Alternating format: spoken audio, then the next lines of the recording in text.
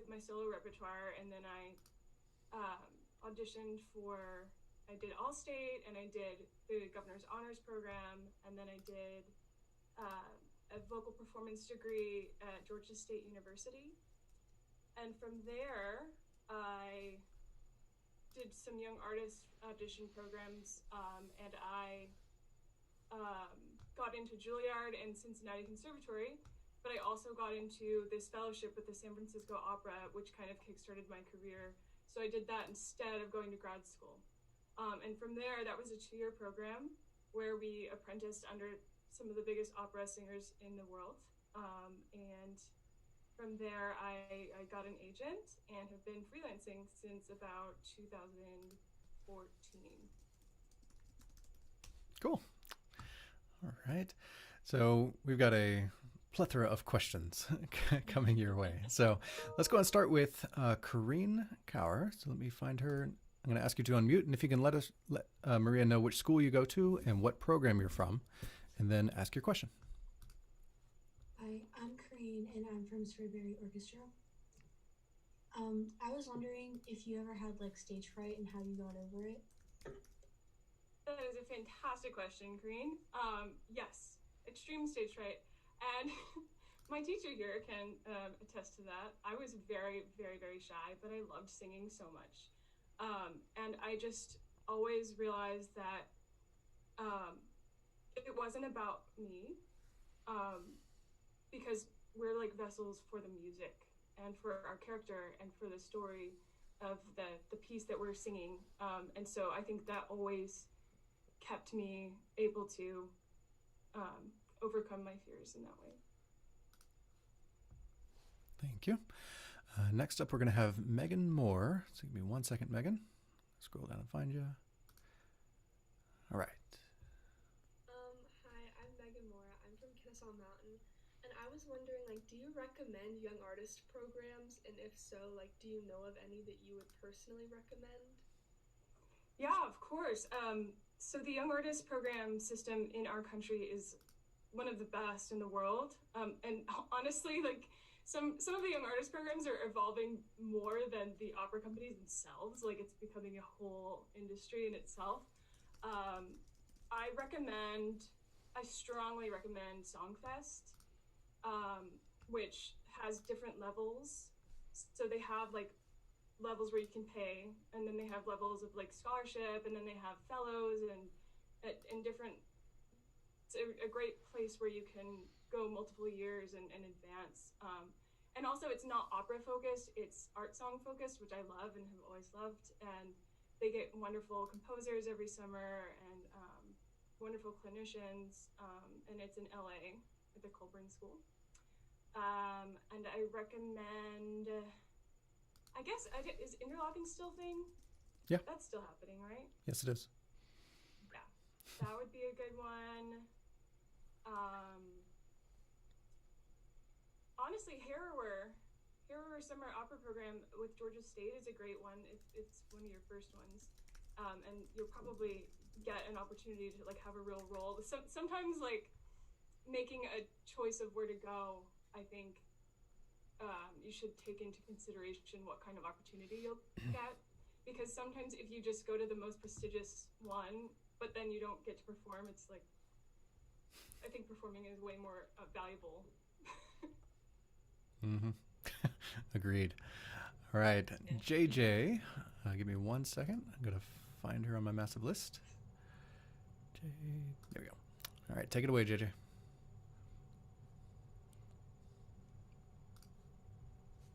JJ?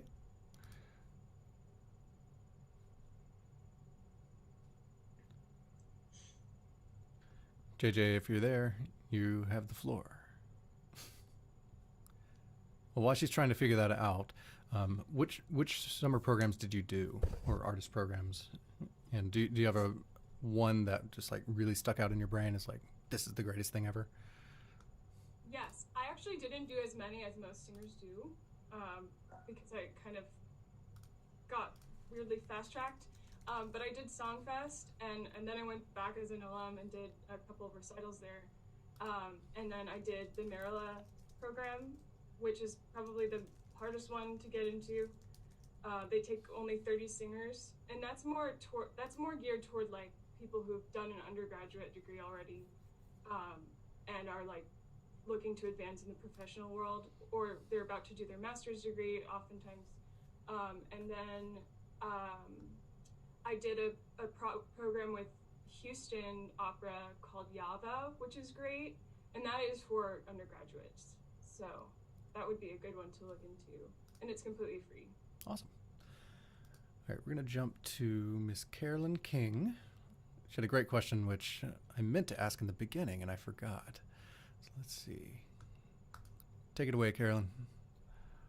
Hi, I'm Carolyn King. I'm in the Sprayberry Orchestra, and how's the pandemic affected your career? Great question, Carolyn. The pandemic has pretty much disabled performing for a while, just because it's really not safe yet. I mean, we're finding ways to innovate, and I've done like several virtual things. I've done a couple of virtual choirs, which has been really a cool experience. But I mean, I think that we're really going to have to wait it out, because a lot of the virtual content is just not the same as live performing, as we all know. So I think we're all like trying to get creative about how to stay relevant and keep content coming out, but still like having integrity about how we present it. And what are you doing to survive? Are you teaching private lessons in the meantime, or what's your game plan? I am actually just beginning to teach privately, virtually, and hopefully with distancing. And I've now like gotten this like specially made singer mask through, I think it's mymusicfolders.com. And then the Broadway Relief Project now has singer masks as well. So I've gotten that. So hopefully I can get that and start teaching in person. So yeah, Okay. I've wanted to teach for a long time, but my performing schedule made it so that I was too inconsistent, and I didn't feel like it was responsible to take on students. But now I'm actually in a place where I'm doing that. So if any of you are interested, I'm totally happy to work with you. Just I guess write your teacher, and we can get my contact info to you. Great.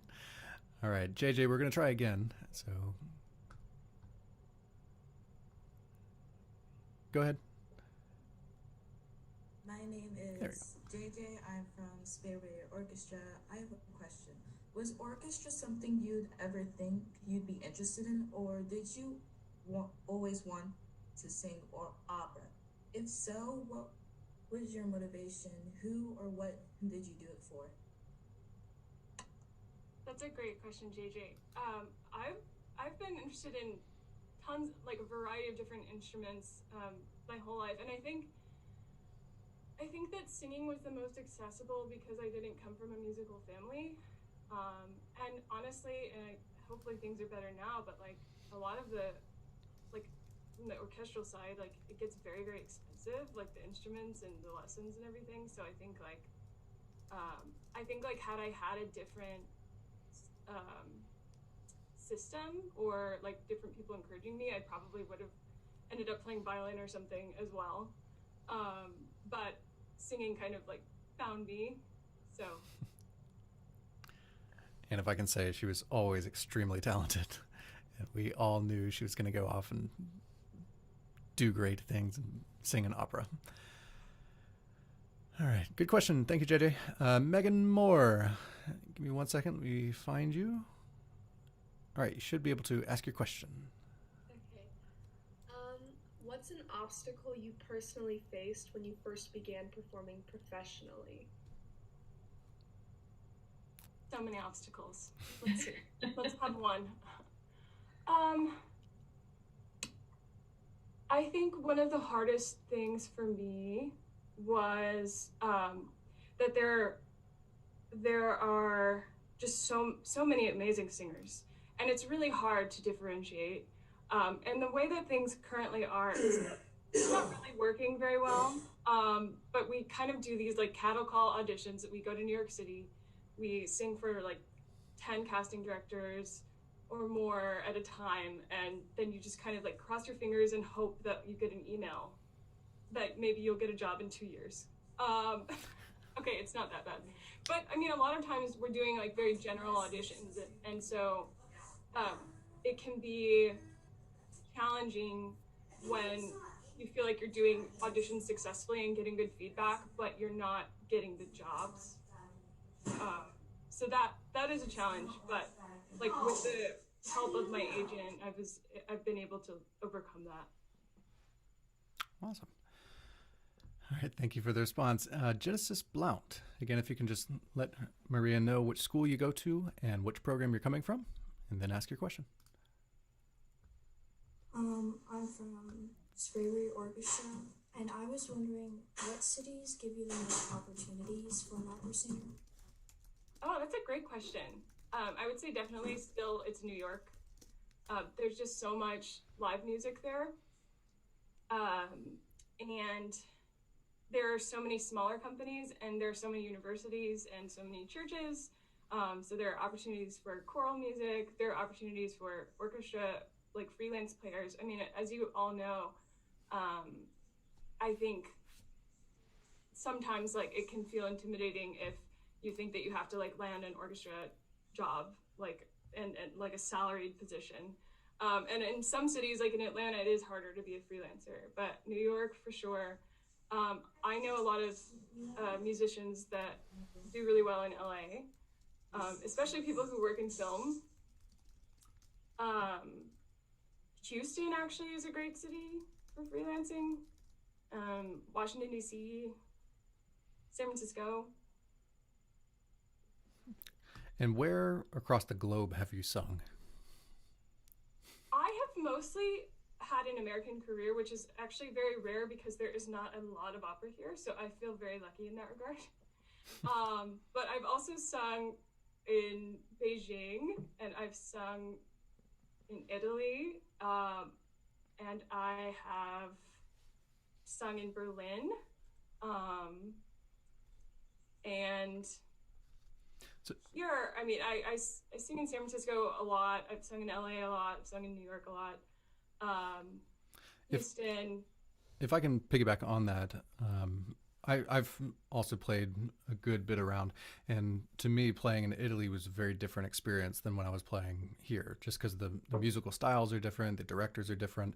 So, how is it different singing, for instance, in Beijing versus Italy versus anywhere in America? Definitely in Germany, it's very much more part of the culture to to attend opera, and it's very much more normalized. So people in Europe sort of see being a classical musician as just a normal like day job, and oftentimes we'll have like salaried positions where they stay with one company for years, which is called a fest contract, which is amazing, and I hope that we can implement that here because it really gives musicians stability. Currently, opera singers freelance completely and travel to different cities and usually do not have positions with one orchestra or opera company. So that's definitely different, and it seems more. They also do more shows, so it's not such a big deal. It doesn't feel like as much of a big deal. Okay. Cool. All right. This is a question that's closely related, and this is from Miss Erica Palmer, who is the choir director at Hillgrove High School. Yes. So my question is, what would you say is the major difference between singing opera music and singing in a chorus? And then a question that goes along with it, which fulfills your love of music more and why? Ooh, that's a great question because I'm a choir nerd at heart forever. I will always enjoy singing in a choir more than singing solo opera music forever. I do think that there are a lot of similarities, and I think that training as a choral singer really sets you up to do well as an opera singer because you learn, honestly, just like good fundamentals of singing, like good vowels and good breathing and good phrasing, and there's more of an emphasis on musicality as a choral singer than just tone production as a soloist. So sometimes you can tell the difference between a singer who grew up in a choral tradition because they're more musical and more sensitive to dynamics and things, and they're more sensitive in situations with ensembles. Because the thing about opera singing is like there are some very very intimate ensembles, like in like Mozart, for instance, that require blending, like as if you were singing in a choir. But some opera singers kind of just focus in on their own sound, and it really takes away from the music, I think. So I think there are a lot of similarities, but I personally love choir because I love feeling connected. So then my follow-up question for that is, would you prefer to sing in an opera chorus or a traditional chorus setting? So both of them have benefits. Both of them have things I love. I love singing in opera chorus because you get to act. And because the chorus scenes are usually extremely lively and have wonderful costumes. But musically, I prefer to sing in the traditional choral. And honestly, a small group, maybe 12 singers. Cool. We're going to head back to our students, and we have Carissa Condiles. And I apologize if I mispronounced that. Maria, I'm from the Hillgrove Choral Program, and I would like to ask you, how did you get to sing in different countries, like outside the United States? Hi, Carissa. That's a great question. I actually was able to sing in different countries through my university. It kind of varies. I've also been sent on auditions through my agent to Europe. So I didn't necessarily make that happen for myself. I just kind of was in a supportive environment where opportunities came up. So I hope that answers your question. I didn't I didn't personally try to go to another country. It kind of came up as an opportunity. And if I can piggyback on that for a second, all of my opportunities were just because I searched for it, and it was something that I was intrigued in doing, and then I applied, and you'd be surprised what you can get. Like when I went to Italy, my parents were like, "You should do something other than one of the big programs that you've been doing, like Brevard or Interlochen." And I was like, "Okay, I'll apply to Cincinnati Conservatory, just see what happens." And they accepted me, and almost everything was paid for except for the flight. So all you got to do is just kind of put yourself out there and try it. If you have goals of traveling, there's opportunities through university. There's summer programs. And it doesn't have to be through music, but I highly encourage traveling as part of just being a better all-around person. You learn a lot. I actually did a study abroad in Italy just for the language for 6 weeks. Cool. Too, which is important for opera. Yeah. Yeah. How many different languages do you have to speak? So the more fluent you are and the more comfortable you are, the faster you will learn your music. So it is not essential to be fluent, but it helps, especially if you're learning a lot of music, because we memorize all of our operas. And some of them are 4 hours long or longer. Wagner can be 6 hours long. Yeah. I don't sing that, thankfully. So the main languages that I sing in are German, Italian, and French. Some Russian. I've done some Scandinavian languages. I've done Portuguese. I've done. We sing in Latin a lot, in sacred music, and Spanish, and I think that's it. Hopefully, I hope to sing some Czech soon. Oh, fun. All right. Eden England, you are up next. Take it away. Hi, I'm from the Spraber Orchestra, and I was wondering if you had to pitch yourself to like a casting agent, what do you think is one thing that sets you apart from other opera singers? Ooh, that's a great question. I think for me, I'm fortunate in that I have a really versatile instrument. So some singers are specialize in very certain repertoire, like what I just mentioned, the Wagner. The Wagnerian singer is like a very specific voice part, and they might be limited to the repertoire that they can do. But for me, I I can sing a variety of repertoire from like Baroque to classical to new music. And so I think that sets me apart. Cool. That's a nice question. Was going to ask Miss Jacobson, but it looks like she might be. I'm here. Are you ready? Okay, cool. Oh, my Yeah. question? Yeah. Oh, what's your favorite opera role? Oh, that is good. Okay. Serious or funny? Yes. Yes, you can do one of each. Okay. I love The Marriage of Figaro. I Love that. I totally recommend everyone watch that. Also, just putting it out there, and I think this is still going on, the Metropolitan Opera is streaming HD broadcasts of their operas for free during the pandemic every night. So you just download their app, and it's HD video with translations, and they have some on-demand content as well. And that can be really helpful, and because it can be, I think, intimidating to try to get into opera for the first time. But yeah, Marriage of Figaro is a great comedy, which I love. Did you do that at Georgia State? Did you? I did. And I brought students. I brought students to it. Yes. I did. She surprised me with it. Her entire class. Oh. They all came. It was a great first opera, also for a lot of the students. It's really fun. It's really smart. The music is beautiful, but it's not too heavy and it's not too long. It's just perfect. I love Mozart. So I would say I love that. I've done 3 roles in that opera now. Oh wow! Because I did Countess and I did Susanna and I did Barberina. So I love it. For like a serious opera, I think La Boheme. La Boheme. And you probably, I mean, I don't know, do people still watch Rent? Do you guys still know Rent? Oh, I've loved that movie. Yes, you, but do kids I now know. Rent? I don't think so. Probably not. They know Hamilton.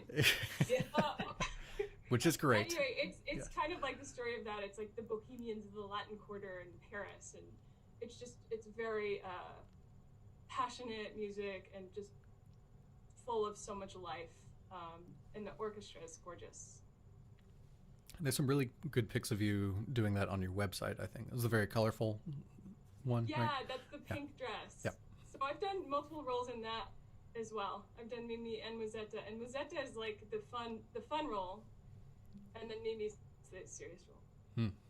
And do you have I always hate this question as a musician. Do you have a favorite composer to work on? For instance, do you like working with Mozart, or do you like the Wagnerian roles? Mozart is like my voice teacher, mainly. Mozart is very difficult, and it really exposes where your weaknesses are. So I love Mozart in that way, but I love the bel canto repertoire for like just my expression, just for the love of singing. It's still extremely challenging, but it is written so perfectly for the voice. That like things that might be hard in other repertoire, like fast passages from like Baroque repertoire, they somehow are like written more idiomatically in the bel canto repertoire, and it just feels easier for me. And that's one of the things that you learn as you continue studying, like where your voice fits and what feels good to you might feel not good to someone else. Okay. And sorry, I'm going to piggyback one more time. For our non-vocal members who are here, can you explain what bel canto music is compared to other styles? Yes. So bel canto music is, it's kind of what you would really think of when you think of opera, like proper opera. It's Italian. It's very like romantic. The predominant composers would be like Bellini, Donizetti, Verdi, opera with a capital O, definitely. And it's very virtuosic, and it's very, it's not so based on the text and plot as much as vocal expression. So there are lots of parts in the music where you might have what we would call like, well, you would call this too, a cadenza, which is more improvisatory and like no words or like a vocalise or something like that. Cool. Thank you. All right, let's jump over. We have let's see. We have a repeat. We have a return guest. So we're going to have Kareen. Hi. Okay, so my question was, what was my question? Oh, how do you keep your voice healthy? Or does it ever get hurt? The water, the fluids are good. It's a really difficult thing, and people who aren't singers probably will never have to think about half of the things that I think about, like if like my room has enough humidity in it, or if the air conditioning is too cold, or if I've had enough water that day, or I won't like heavily exercise before performance because I don't want to be dehydrated. Certain medications are not great for the voice. You really have to like be on top of that. For instance, like ibuprofen is a blood thinner, so it could make you more prone to injury, for instance. And then, here's like a COVID-related joke, but my singer friends and I kind of laugh because like I've been wearing masks in the airport and on the subway in New York for years because we really can't get sick. So we really, really, really take hand washing and all of this stuff that's like, very much in the forefront of what we talk about today. Like I've been thinking that way for years and years because if I can't sing, then I don't get paid. So I cannot get sick. All right. And actually, speaking of injuries, have you had any vocal injuries or just other stage performing related injuries as an opera singer? I'm very fortunate that I have not had any vocal injuries. I've had times where I felt very vocally fatigued, where taking a couple of days off was helpful. And honestly, the voice, it's so small. These little mucous membranes, and we're making such giant sounds with them. And it's just like any other muscle where you need rest days. So finding a balance between training, practicing, and resting is so important. There are days where I will just take complete vocal rest days between shows if it's a very taxing show. I won't talk on the phone. I won't go to a restaurant. I'll avoid loud spaces. So yeah, it's a constant project to maintain. But then injuries. Okay, it wasn't like an opera related injury, but it happened while I was on a gig. Does that count? Sure. Yeah, let's hear it. Okay. I got an injury doing yoga in California. Where I pulled a muscle in my leg, and they had to change my costume and staging because I was like hobbling around, and I had to get my heels like downgraded to flats, etc., etc. And I was icing between entrances. It was fantastic. Oh my Do not recommend. Oh. All right, let's jump over back to Miss Erica Palmer. So, what is the importance of knowing what voice type you are and why? And then, are you a coloratura, lyric, or dramatic soprano? So I think that, especially like at this age, I try not to focus so much on voice type because I think it can be really limiting. And I know that like Miss Jacobson does a great job, for instance, of letting people explore their instruments at this age and like maybe sing different parts sometimes. Because sometimes a teacher can say like, you're an alto and you'll only ever sing alto and then you'll never explore the upper parts of your range. And you might actually be a soprano and it will take you years to kind of discover that. So I think it's really important to just keep exploring and sing what makes you feel good and not fatigued. And I think that also like there's in the operatic world, the differences between a mezzo and a soprano is really not as drastic as like an alto 2 and a soprano 1 range is in the choral world.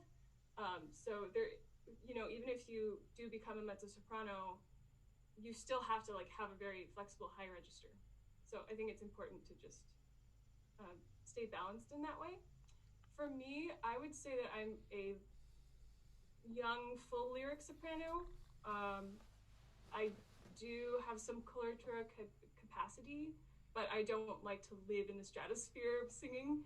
So that's kind of why I'm a little more versatile, that I can sing like Mozart and Verdi.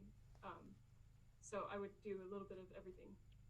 And can you give us the definitions of coloratura and lyric sopranos? Yes. So coloratura soprano is the highest type of soprano, and so you might know that from the famous Queen of the Night. I'm not going to sing that. Oh, come on. Yeah, right. No, I don't sing that. That's a high F. High F. See, and that's the difference. Okay, I can use that as a teaching point. The difference between someone who has a high note and someone who has them for days and can sing them repeatedly will differentiate your voice part. So I have a higher extension, but I don't like to continuously stay up there. Coloratura. And then a lyric soprano is more kind of like has the high extension, but also the voice kind of sounds the most beautiful in the upper middle. And then a fuller lyric, the lower register will start to sound fuller, and that's where the voice will sort of shine. And then like a dramatic soprano is like a soprano that, I kind of liken it to like a voice that peels paint off walls. You've probably never heard this. When you hear this in person, it's like nothing. This is why people pay the big money for the operas with those singers. You'll be in a room with them and it'll like hurt your ears, but then you go and hear them in the hall, and it sounds just like a normal. It just sounds exactly how it's supposed to sound. Wow. It's kind of amazing. So you said that the full sopranos, or full lyric sopranos, excuse me, they shine in their lower high register. Is that what you said? Yeah. So like your voice will bloom sort of like a C above middle C to an F. That'll sound like really beautiful. But like a coloratura will be like an F, I guess F5 to like high C, high E flat. So what would be the difference between a full lyric soprano and a mezzo? Because would they not like glimmer at the same? They do often, and there's a lot of discrepancy there. I mean, there's a lot of I know a lot of people who will have vocal changes, like Fach.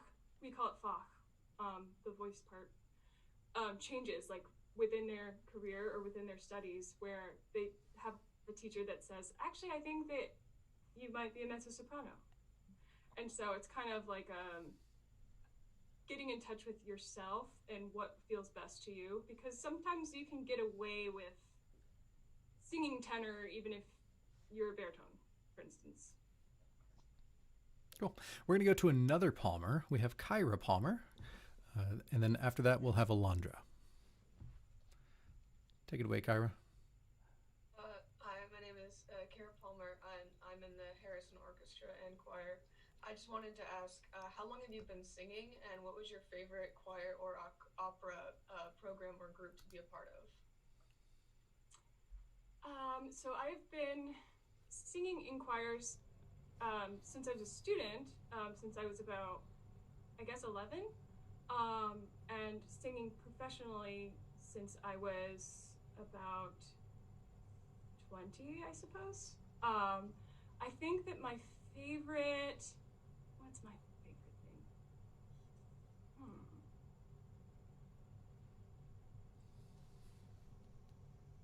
Honestly, I loved like my choir experience in undergrad at Georgia State.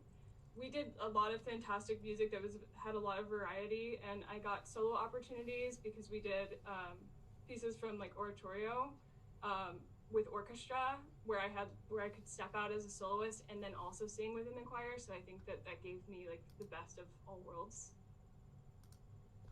Cool. All right, and Mr. Let's see, Alondra, and I'm not going to try to pronounce your last name, but if you don't mind saying it, what program you're from, go ahead.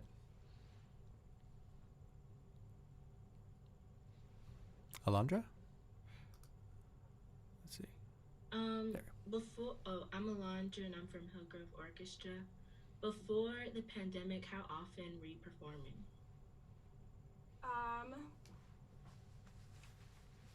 Probably 9 or 10 months out of the year, I would say. And every year is different. Some years are busier than others. But I was traveling more often than I was not. And does it come in waves? Like, are you really busy for a couple months and then you have some time off, or is it pretty continuous for you? Certain times of year are busier than others. I think the summer is usually the busiest for me because there are lots of different summer festivals. And so I'll have like a mixture of opera jobs, which are usually longer term, and then concert jobs, which are shorter. So like an opera job can be up to 2 months long. So if I get a couple of opera jobs in a year, I'm pretty full. So I can have like the same number of jobs, but not be gone as long if I have like, when I sang with the Atlanta Symphony, for instance, that was, I think, a 3 or 4 day gig. So that will give you more gaps in your schedule than in opera.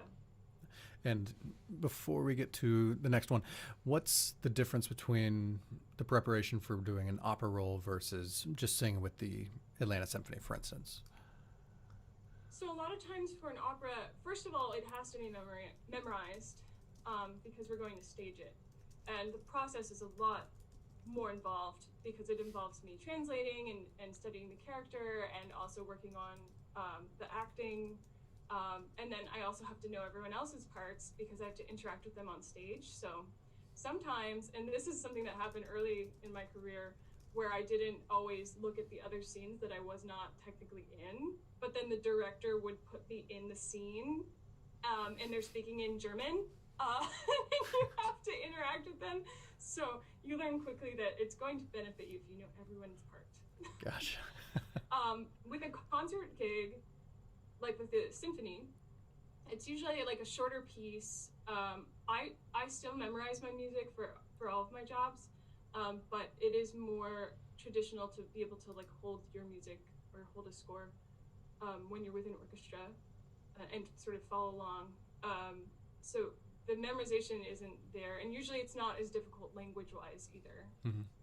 And along those veins, we're going to go to Mr. Mori, who is the orchestra director at Harrison High School. Hi, Maria. Thanks for being with us. I want to piggyback on that question because I think as musicians, we always think about, the performance, and we spend a long time preparing for that. So I'm curious, what does that process look like for you? Is it, 40 hours a day of practice? How long do you spend on each area? Is that a two-set reference? Yes, it is. Two-set, nice. 40 hours every day. Every day.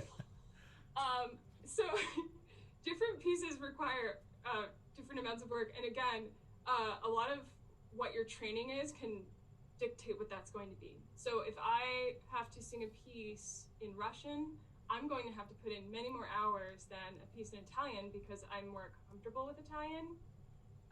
And so you can definitely set yourself up for success in those ways with your education and what you focus on and specialize in. But with an opera, for instance, like The Marriage of Figaro, Susanna is on stage. I think it's one of the longest parts in all of the operatic repertoire. So it would take me several hours a day for probably a couple of months to memorize that. And then it's going to be a benefit for you to be singing it for months and months and years even beforehand. The more comfortable you are with it, the better you're going to do when you get into the performance. So the longer you have it, the better. Cool. And we're also going to stick to the directors for a second and go over to Mr. Dave Doak at Hillgrove High School. Hey, Maria. Thanks for being with us this morning. Nice to meet you. Actually, everybody's asked the questions that I was asking. The amount of time that it takes to learn a new role. Are there roles out there that you haven't had the opportunity to sing yet that you're looking forward to someday? Yes. So I'm starting to. I'm actually using some of time, my time not singing actively to spend time looking at roles that I've been wanting to learn, because sometimes it's hard to look at other repertoire that you're not like directly being hired for if you have a certain number of things to prepare. So now I'm kind of experimenting. I'm looking at some different Mozart roles, some of the leads in Don Giovanni, and in I'm looking at Lucia by Donizetti, and yeah, that's taking up a lot of time. That's a long one. Yeah, that's something I've been wanting to work on for a long time. And also Manon by, I think that's the name. That's the name. Yeah, it's Messina. Yeah. Also wanted to ask, I was very fortunate, kind of talking about careers and traveling. Harrison mentioned that earlier, just going out and taking a chance on an audition someplace. I was very fortunate many years back to play at the Graz Festival. Are you familiar with the festival? Or I am. Yeah, that's congratulations. Oh, it was great. It was a life-changing event for me, for sure. And I just want to reiterate what Harrison was saying, Mr. Cook was saying about the opportunity to travel. You know, it will open your eyes to everything. This is for the students out there. It'll open your eyes, and you might surprise yourself if you just take a shot, take a swing, and see what happens. I do want to say that like my getting into Marilla, everyone said that I wasn't ready. They said I was too young and I hadn't done enough of the other like smaller programs before I decided to audition for that, and I did it anyway. And I went to New York by myself and I did it, and I almost missed my audition because the door was locked and I couldn't get in and I was lost, and they let me go anyway. And so, yes, it is possible to defy the odds. And I just had one more quick question. I don't want to take up too much time, but who are some of the big names that you've worked with? Other singers and directors. Who are some notable people that you've worked with? Oh, let's see. People, Thomas Hampson. He's a character. I actually, when I was a young artist in San Francisco, got to meet a lot of really well-established singers. They said Oropesa, who is one of my favorite sopranos now. I highly recommend her. Stephanie Blythe. Morris Robinson, who is an Atlanta native.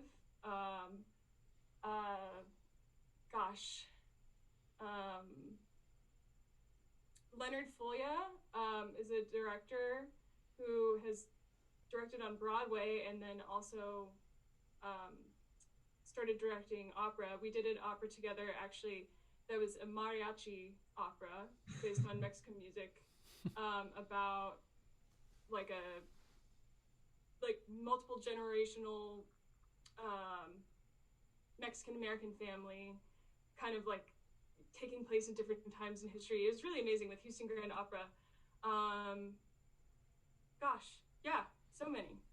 I've been very fortunate. Good. Cool. Thank you. We're going to go over to Mr. Jordan Price. Jordan, there you go. I'm Jordan Price. I'm from the Hillgrove Chorus. I was wondering if you have ever lost your voice during an opera or like the night after. Sorry, could you repeat that?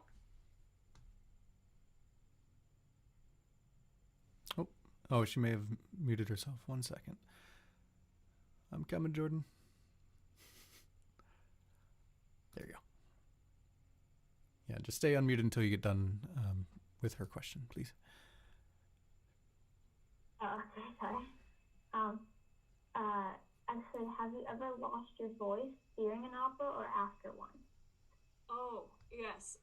So there have been a couple of times where I was getting really sick, where I was close to losing my voice. And then this is where I say that technique comes in, because you can sing through things with good technique. But yes, I had a performance once where I had strep throat and I had a fever. I didn't know I had a fever, but after the performance, I took my temperature and I had a fever of 103. and I could hardly phonate. But I made it through the performance. Needless to say, those moments are extremely scary, but it happens to everyone because we are human. We are human, and we have very fragile instruments, which also makes them beautiful. All right, thank you. We're going to go to Adri Isbin. Oops, there it is. Hi, I'm from Hillgrove, Oklahoma, and I wanted to know if there's like any songs that you like to sing for fun and not for work. Ooh, that's good. This is something I actually have to challenge myself to do. And I've actually been able to connect with that side of my singing more during the pandemic because I've had more downtime. So I actually love like playing guitar and singing folk music and stuff. So that's not opera related. I think that it's really important to just have simple melodies in your life. And I think that it's important to explore different types of music as well. So I've actually like kind of always wanted to like learn how to sing jazz too. I'm divulging things to you all. Yeah. Cool.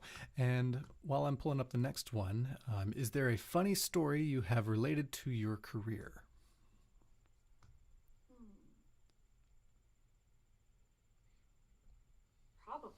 Probably.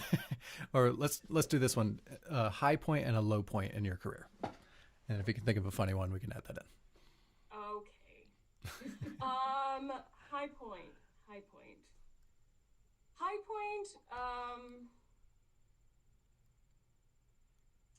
My New York City recital debut with the New York Festival of Song. I did a recital of music by female Latin American composers, and it was really cool because we also like collaborated with a band, and so it was more of a crossover and classical music kind of thing. And I did it with a dear friend from San Francisco, Efrain Solis. That was a high point. Low point, bad competitions. I hate competitions, but I encourage you all to do them. I do. It really just, for me, it feels so just put on, and it's really taken out of context to just sing these like pieces. I've always hated competition since high school. Is there a difference for you between like competing and auditioning, just in terms of that aspect of just putting on a certain part of a role? Yes, because an audition is sort of like, I see it kind of like your portfolio. So what we will do is we will pick what we call our aria package, which is like 5 contrasting pieces usually. And you'll present the first piece, and then the person you're singing for will ask for the second piece. And so you have like an opportunity to represent what you do well. And it does feel a little bit put on, but competition's really just the energy in the room. It's not great because it kind of just goes against why I love music. And I love collaborating, and it just feels so isolating. Cool, thank you. Carolyn King. Do you have any advice for someone who is starting to audition for either singing or acting? So my advice actually is to, a lot of times there will be requirements specified in the audition, but you always have the final word in what you're presenting, and you can always put your best foot forward. So if it's in your control to not expose like your weaknesses, then do that. Sometimes it's tempting to like do the most difficult thing just because you want to do the most difficult thing and you want to challenge yourself, but it might not actually show you the best. So at the end of the day, like people listening to you in an audition like want to be moved by your performance, and it's a performance like anything else. So just go in there and try to connect with whoever is watching you, just like you would do if you were on stage.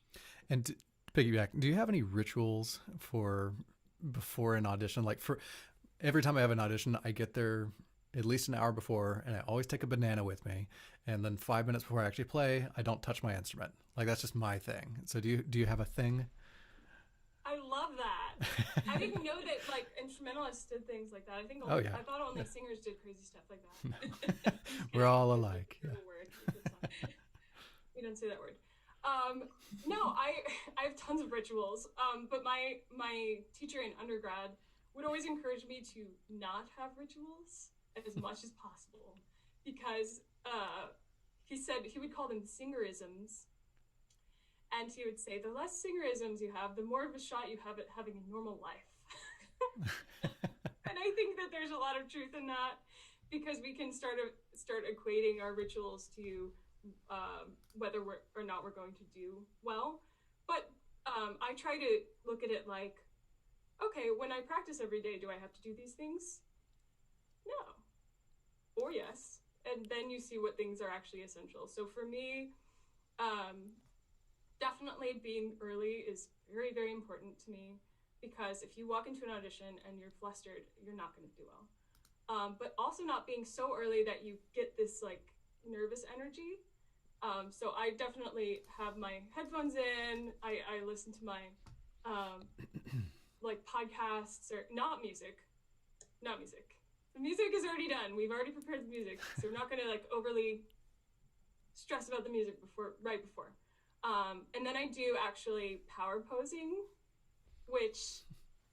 and like literally in the bathroom or something, where I like just like will do like Wonder Woman or like starfish just for like 2 minutes, and it really helps. And actually, Trish, you kind of had a question based on that, or actually related to the last question. She was asking, do you have any formal acting training?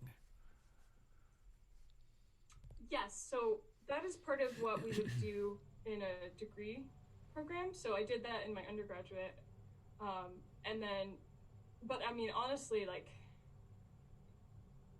if I had known how acting heavy my career would have been, I think that I would have had like additional acting classes. I think I would have taken them on my own. So I think there's like a very steep learning curve there for me, especially because I did mostly just choral music and I didn't do a lot of musical theater.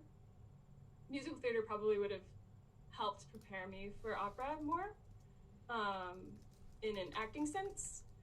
So yeah, it was offered to us also as part of the Young Artist Program training that I did, but it really, really is acting heavy.